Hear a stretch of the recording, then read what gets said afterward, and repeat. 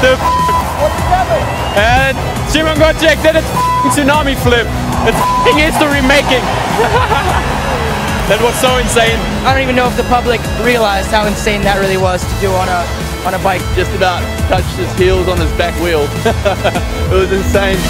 I think that's probably the biggest thing ever on non-motorized. I think it's the first time ever actually. That was a flip tsunami, and that was my first time doing this on dirt. I think that's the first flip tsunami on competition.